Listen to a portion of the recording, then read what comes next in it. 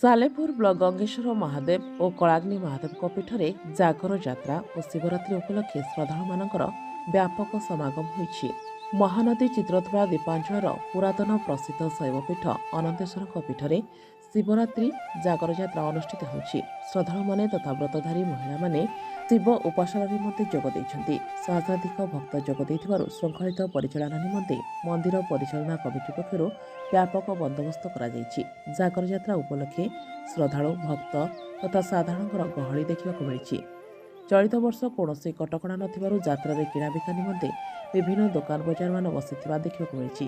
एठारे उल्लेखनीय जे ଏହି ଅନନ୍ତେଶ୍ୱରଙ୍କୁ ନେଇ प्राचीन किंवदंती रहिथिबा श्रद्धालुमानଙ୍କ ଠାରୁ ଶୁଣିବାକୁ ମିଳେ। जनार्दनपुर स्थित सर्वेश्वर महादेव पीठ में भक्त मानकर समागम होता। महादीप उठा पर्यंत श्रद्धालु महिला माने जागर जाली अपेक्षा रहिथिबा देखा मिलता। मो अनंतगर सभापति अनंतेश्वर सांस्कृतिक परिषद यज्ञ कमिटी और पाटुआ जात्रा कमिटी। अनंतेश्वर महादेव गोटे प्राचीन शैवपीठ। एठारे प्रतिवर्ष हजार हजार लोकों गहण में जागर यात्रा अनुष्ठित हुए। यह अनति कालरू एठी जागर यात्रा अनुष्ठित इठी भक्त माने से उपवास रुहंती।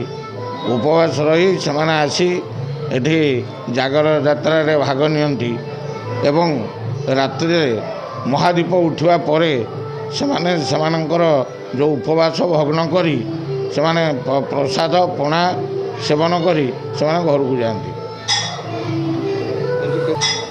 सेमती कहीहबनी तथापि लोक माने 3-4 हजार पाखापाखि लोक ये आसी ये पीठरे एकत्रित होता।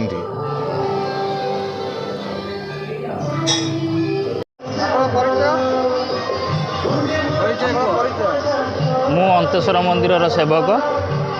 मंदिर बहुत ना अच्छी। बहुत लोक मैंने भी ठाकुर को दर्शन पाई बहुत लोक भिड़ जमी।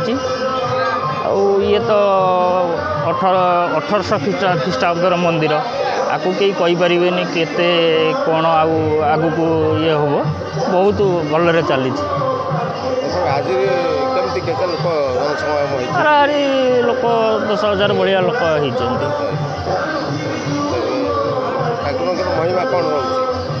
ठाकुर महिमा तो एमती अनेक बहुत किसी अच्छी जहाँ प्रभु को मागुंट लोक मैंने चा पाँच से सकाशे बहुत लोक ठाकुर पाखे भिड़ जमी।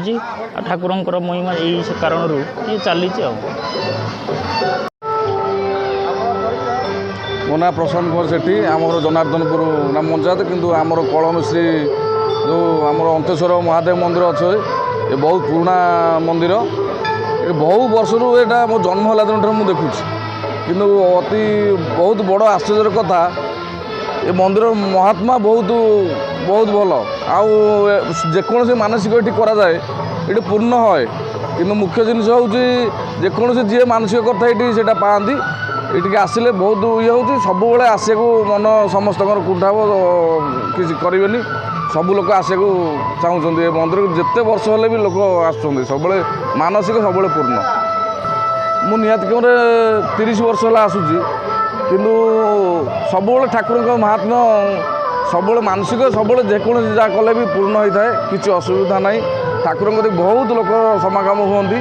खाली यही पर्व नुह आमर ये पाटुआ यात्रा भी कराए। ये अनुष्ठान रे बहुत लोक हुंती बहुत ये महात्म्य अच्छे। सालेपुर विता दास का रिपोर्ट, STV न्यूज ओडिशा।